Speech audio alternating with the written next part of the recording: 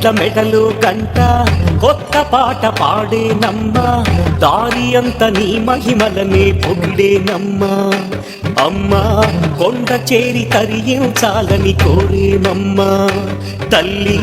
అందరికీ చల్లని తల్లివి నీవేనమ్మా అమ్మా